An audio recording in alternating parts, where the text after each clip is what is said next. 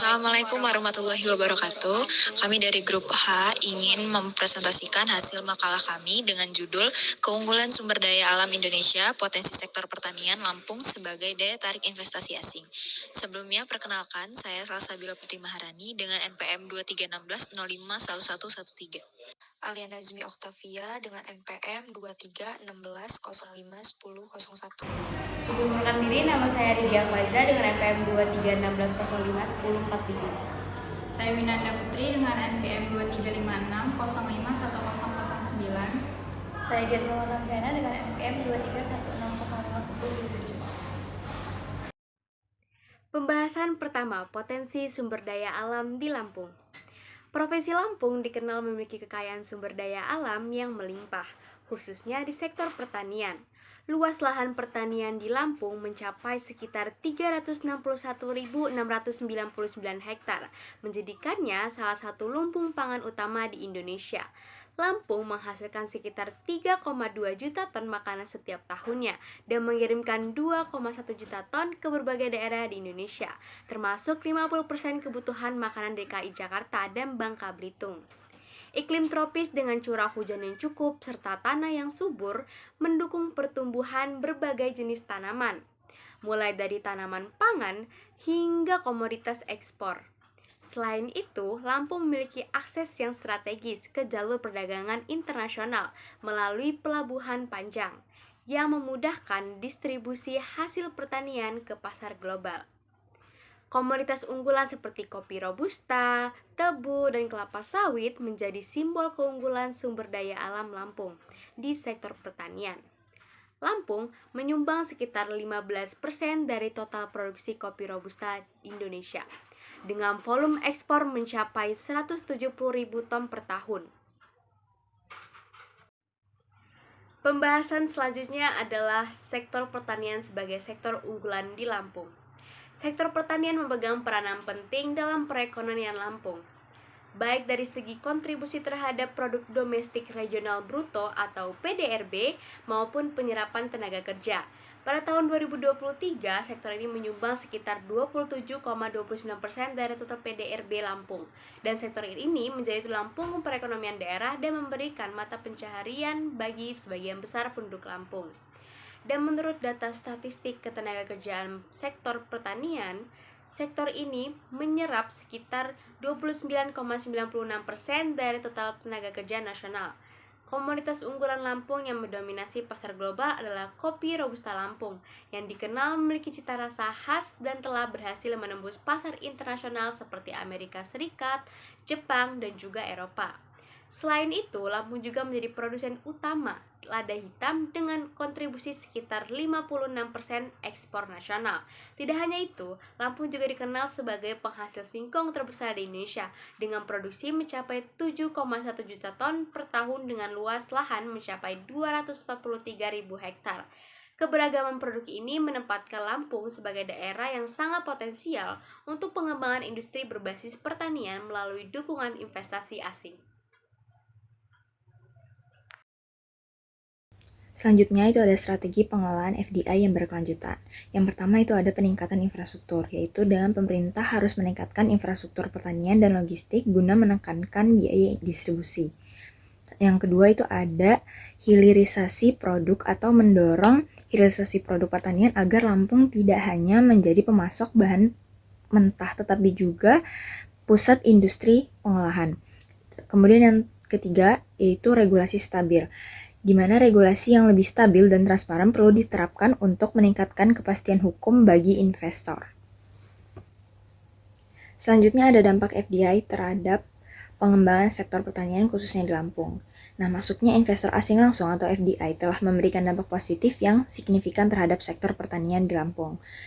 Yang pertama itu ada peningkatan kapasitas produksi melalui teknologi yang modern, seperti sistem irigasi otomatis dan teknik pemupukan berbasis data yang memungkinkan petani lokal dapat meningkatkan hasil produksi panen dan meningkatkan efisiensi produksi. Kemudian yang kedua, FDI juga berkontribusi pada penciptaan lapangan kerja dan peningkatan keterampilan tenaga kerja lokal. Menurut data Dinas Penanaman Modal dan Pelayanan Terpadu Satu Pintu, investasi asing di sektor pertanian pada tahun 2023 itu berhasil menyerap lebih dari 31.500 tenaga kerja. Kemudian yang terakhir itu banyak perusahaan asing yang terlibat dalam program pelatihan bagi petani lokal yang membantu mereka mengadopsi teknik pertanian yang lebih efisien dan berkelanjutan. Dengan adanya transfer pengetahuan ini, diharapkan tenaga kerja lokal mampu meningkatkan produktivitas dan daya saing hasil pertanian Lampung di lingkungan global atau di tingkat global. Tetapi dampak FDI itu tidak hanya berdampak positif, ada juga beberapa kekhawatiran, yaitu bahwa adanya dominasi perusahaan asing dalam rantai pasok dapat menciptakan ketergantungan ekonomi yang tinggi bagi petani lokal. Selain itu, ekspansi perkebunan besar-besaran didorong oleh investasi asing itu berpotensi menimbulkan masalah lingkungan seperti deforestasi dan degrasi tanah. Oleh karena itu diperlukan kebijakan yang mengatur agar investasi asing tidak hanya mengejar keuntungan, tetapi juga berkontribusi pada pembangunan ekonomi lokal yang inklusif dan berkelanjutan. Bagaimana sih keterkaitan teori kekuasaan pasar dan ketidaksempurnaan pasar dengan topik FDI Lampung sebagai pusat investasi sumber daya alam yang menjadi potensi dan tantangan di sektor pertanian? Teori yang pertama, teori kekuasaan pasar atau market power theory. Teori ini menyoroti bagaimana perusahaan multinasional menggunakan FDI sebagai strategi untuk meningkatkan dominasi pasar dan mengurangi persaingan. Dengan menanamkan modal yang secara langsung, mereka dapat meningkatkan rantai pasok dan distribusi produk yang memberikan mereka keuntungan secara kompetitif dibandingkan dengan pesaing yang ada di lokal. Contoh yang ada di Lampung seperti perusahaan Wilmar dan Golden Agri Research itu mendominasi industri kelapa sawit dengan menguasai perkebunan dan distribusi. Lalu dampaknya apa sih? Dampaknya itu perusahaan besar dapat mengendalikan harga dan menekan produsen lokal yang lebih kecil. Lalu dampaknya lagi FDI tidak selalu menguntungkan ekonomi lokal, bisa saja menciptakan tantangan dalam persaingan usaha. Lalu teori yang kedua, teori ketidaksempurnaan pasar atau market imperfection theory. Teori ini berangkat dari asumsi bahwa kondisi pasar yang ideal, modal dan barang dapat mengalir dengan bebas antar negara, namun realitasnya terdapat berbagai hambatan seperti biaya transaksi yang tinggi, keterbatasan informasi, serta perbedaan regulasi antar negara membuat perusahaan asing itu lebih memilih melakukan foreign direct investment atau FDI itu dibanding hanya berdagang. Nah, implikasinya itu sendiri dalam konteks di Lampung, yang pertama pola investasi perusahaan asing, banyak perusahaan itu lebih memilih mendirikan fasilitas produksi di Indonesia dibandingkan mengimpor hasil pertanian lokal agar dapat lebih mengontrol operasionalnya. Lalu yang kedua dampaknya, efisiensi operasional. Dengan investasi langsung, perusahaan dapat mengendalikan produksi dan distribusi secara lebih optimal, mengurangi ketergantungan terhadap pihak ketiga. Lalu yang terakhir, dampak bagi daerah. Selain menciptakan investasi jangka panjang, FDI juga membawa transfer teknologi dan peningkatan keterampilan tenaga kerja lokal yang dapat meningkatkan daya saing tenaga kerja yang ada di Indonesia. Itu teori elektrik atau Olli model. Teori ini dikembangkan oleh John Dunning untuk menjelaskan alasan mengapa perusahaan asing memilih melakukan investasi langsung di suatu negara. Yang pertama yaitu ownership advantages atau keunggulan kepemilikan. Perusahaan asing memiliki aset atau keunggulan tertentu yang membuat mereka lebih kompetitif dibandingkan perusahaan lokal. Keunggulan ini bisa berupa teknologi canggih yang belum tersedia di negara tujuan investasi, inovasi dalam produksi atau distribusi yang lebih efisien, merek yang sudah dikenal secara global dan memiliki daya tarik kuat di pasar, dan yang kedua, location advantages, yaitu keunggulan lokasi. Perusahaan asing memilih untuk berinvestasi di negara tertentu karena memiliki beberapa faktor geografis dan ekonomi yang menguntungkan, seperti sumber daya alam yang melimpah. Misalnya, perusahaan pengolahan makanan lebih tertarik berinvestasi di Indonesia karena bahan baku pertanian yang melimpah. Dan kedua, tenaga kerja yang lebih murah daripada tenaga kerja lainnya dan berkualitas namun memiliki biaya upah yang lebih rendah dibandingkan negara asal mereka. Yang ketiga, akses pasar yang besar. Jika sebuah negara memiliki populasi besar dan daya beli yang meningkat, perusahaan akan tertarik untuk berinvestasi di sana agar lebih dekat dengan konsumennya. Yang ketiga yaitu internalization advantages atau keunggulan internalisasi. Keunggulan internalisasi mengacu pada alasan mengapa perusahaan lebih memilih untuk melakukan investasi langsung dibandingkan bekerja sama dengan mitra lokal atau sekedar mengekspor. Beberapa alasannya adalah menghindari risiko ketidakpastian dalam hubungan bisnis dengan pihak ketiga. Misalnya jika perusahaan asing hanya bekerja sama dengan distributor lokal, ada kemungkinan masalah seperti kurangnya kontrol terhadap kualitas atau strategi pemasaran. Dan kemudian menjaga rahasia dagang dan teknologi. Jika perusahaan asing bekerja sama dengan mitra lokal, ada risiko bahwa teknologi atau inovasi mereka bisa disalin atau bocor ke pesaing. Efisiensi operasional ini lebih tinggi dengan mengelola sendiri produk dan distribusi. Perusahaan dapat memastikan bahwa operasional berjalan sesuai dengan standar yang mereka terapkan. Jadi kesimpulan yang dapat diambil dari teori ketidakseimbangan pasar dan teori elektik ini menjelaskan bahwa alasan perusahaan lebih memilih melakukan investasi langsung dibandingkan hanya mengandalkan perdagangan internasional ini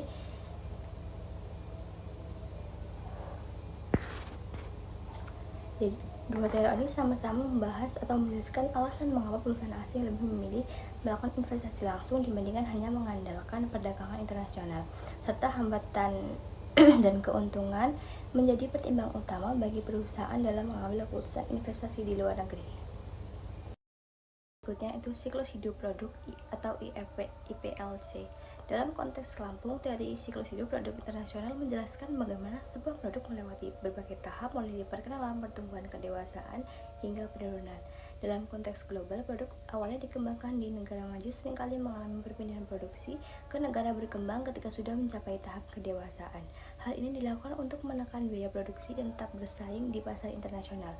Bagaimana IPLC dapat berlaku untuk produk pertanian di Lampung. Lampung dikenal sebagai salah satu daerah penghasil komoditas pertanian seperti tebu, kopi, kelapa, sawit, dan lain-lain. Di pasar global, produk ini telah mencapai tahap kedewasaan yang berarti permintaan tetap tinggi tetapi persaingan semakin ketat. Negara yang maju yang sebelumnya menjadi pusat produksi dan pengolahan pun mulai mencari cara untuk mengurangi biaya dan meningkatkan efisiensi. Salah satu strategi yang digunakan adalah dengan melakukan foreign direct investment atau investasi langsung di negara-negara penghasil bahan baku seperti Indonesia, khususnya Lampung. Investor asing lebih memilih membangun fasilitas pengolahan di dekat sumber bahan baku daripada mengimpor bahan mentah ke negara mereka untuk diproses. Dampak positif bagi Lampung yaitu satu, meningkatkan nilai tambah produk. Sebelum ada FDI, banyak produk pertanian Lampung diekspor dalam bentuk lahan mentah yang nilainya lebih rendah dibandingkan produk olahan. Dengan adanya pabrik pengolahan di Lampung, kopi bisa diproses menjadi bubuk siap seduh, tebu menjadi gula berkualitas ekspor, dan sawit menjadi minyak siap pakai. 2. Menciptakan lapangan kerja dan transfer teknologi. Dengan adanya investasi asing, perusahaan lokal dan masyarakat sekitar mendapatkan peluang kerja di sektor pengolahan. Selain itu, mereka bisa belajar teknologi baru dalam pengolahan produk pertanian, khususnya meningkatkan keterampilan tenaga kerja lokal. Yang ketiga, meningkatkan efisiensi dan daya saing ekspor. Dengan fasilitas produksi yang lebih dekat dengan sumber bahan baku, biaya logistik dan produksi menjadi lebih rendah. Hal ini membuat produk pertanian Lampung lebih kompetitif dibandingkan di pasar global, sehingga ekspor bisa meningkat. Saya akan membacakan kesimpulan dari keunggulan sumber daya alam Indonesia, potensi sektor pertanian Lampung. FDI telah memainkan peran penting dalam pertumbuhan sektor pertanian di Lampung, terutama dalam menarik investasi asing di komoditas keunggulan seperti kopi, tebu, dan kelapa sawit. Dengan luas lahan pertanian yang mencapai sekitar 361.699 hektar, Lampung memiliki keunggulan geografis dan ekonomi yang menarik bagi perusahaan multinasional. Dampak FDI terhadap ekonomi Lampung cukup signifikan, terlihat dari peningkatan produksi, modernisasi teknologi pertanian, serta penciptaan lapangan kerja bagi masyarakat lokal. Menurut BPS 2023, sektor ini menyumbang sekitar 27,29% dari total PDRB Lampung dan menyerap sekitar 29,96% dari total tenaga kerja nasional. Statistik Ketenagakerjaan Sektor Pertanian Februari 2023. Strategi pengelolaan FDI yang berkelanjutan sangat diperlukan untuk memastikan bahwa investasi asing memberikan manfaat jangka panjang bagi Lampung.